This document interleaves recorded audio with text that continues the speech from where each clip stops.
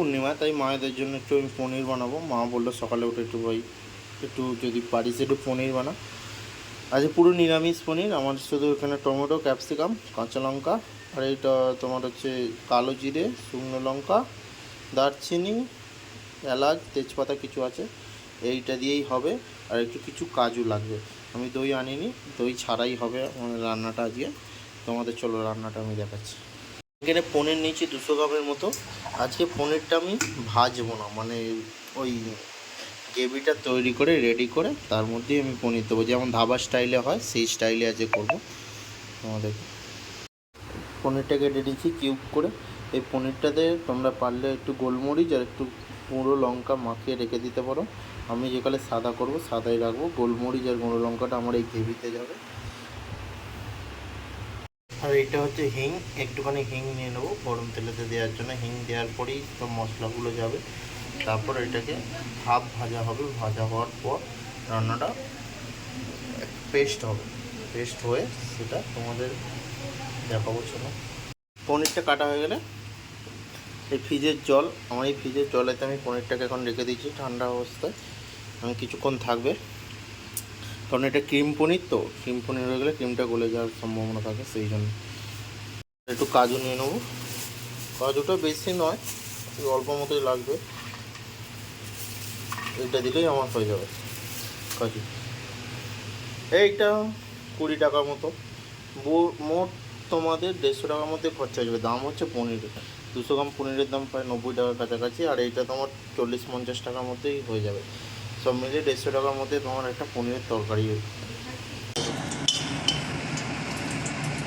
তেলটা গরম হয়ে এসেছে, দেখো হিং আর এই গোটা মশলাগুলো সব দিয়ে দেবো।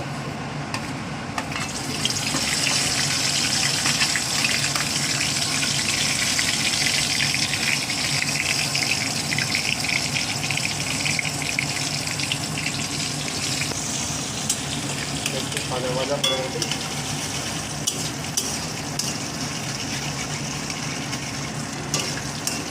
সব মশলাগুলো একসাথে ঢেলে দেবো, ঢেলে নাড়বো। ফোনটা ক্যামেরাটা বন্ধ করে এটা একটু নিয়ে আদা গেট করে দিচ্ছি।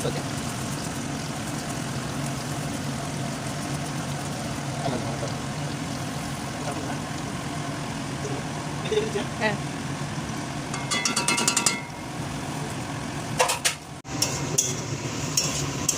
এতে দিয়েছি জিরে গুঁড়ো, গোলমরিচ গুঁড়ো, নুন, হলুদ আর হচ্ছে লঙ্কা গুঁড়ো সব আছে। এগুলো 2 টেবিল করে, আর এইটা হচ্ছে 1 টেবিল চামচ।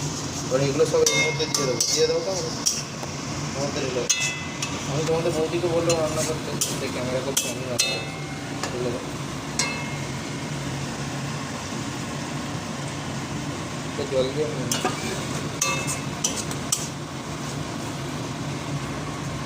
আমরা একটু ঝাল ঝাল করবো বলে ওই জন্য এর মধ্যে দুধ দিচ্ছি না, নাহলে এর মধ্যে 10 টাকা দিয়ে সাইজ করে দিলে আরও সুন্দর ভালো হতো। আমরা সাদা খাবো না, আমরা একটু ঝাল ঝাল খাবো বলেই করছি।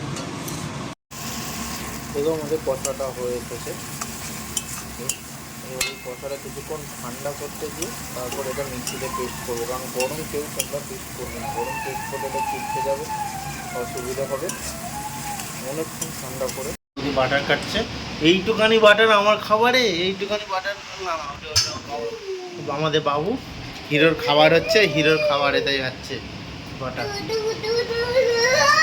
ঠিক আছে, আমি একটুখানি নিচ্ছি। পাপা সবাইকে হাই বলে দাও। এদিকে তাকাও, এদিকে তাকাও। হ্যাঁ এইটুখানি, হ্যাঁ এটা ঠিক আছে। চলে যাবে, এখানে এখানে দিয়ে দাও, এখানে দিয়ে দাও। এর মধ্যে বাটার আর আরেকটা জিনিস চাইবে, একটু 1 কাপ দুধ। পা এখানে কি হচ্ছে বলো তো? পেস্ট করেছি, পেস্ট করে এবার দিয়েছি।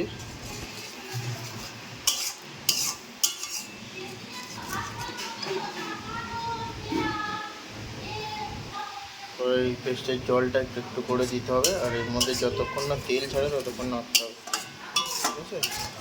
আর পারলে তোমাদের কাছে যদি থাকে ঘরে 1 কাপ দুধ দিয়ে দেবে এর মধ্যে, সব থেকে ভালো। আমি দেখছি, আমি তো আনিনি দুধ, যদি পাই 1 কাপ দুধ দিয়ে দেবো। পনিরগুলো দিয়ে দিয়েছি, এবার কিছুক্ষণ ফুটবে। সকলে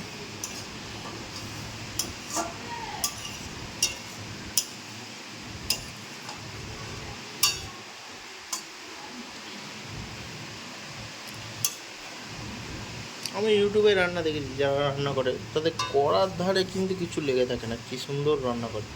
কীভাবে হয় আমি জানি না, তো আমার রান্না করি কড়ার দিকটা হয়ে যায়, খুন্তি হয়ে যায়।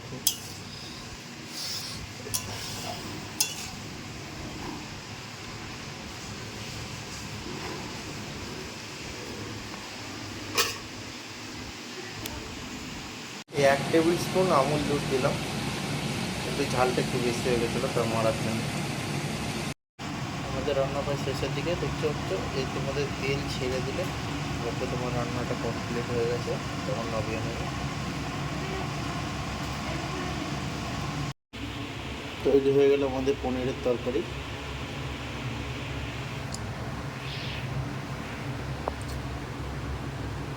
বেশি কিছু লাগলো না, খরচা ওই জোর সামথিং 160 থেকে 70 টাকার মধ্যে হয়ে গেলো, কারণ পনিরটা 200 গ্রাম ছিল বলে একটু বেশি। চলো বাই, দেখা হবে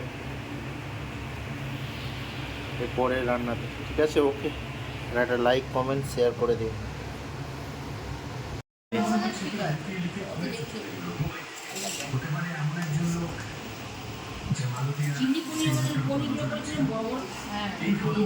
কেমন হয়েছে বলো? খুব ভালো।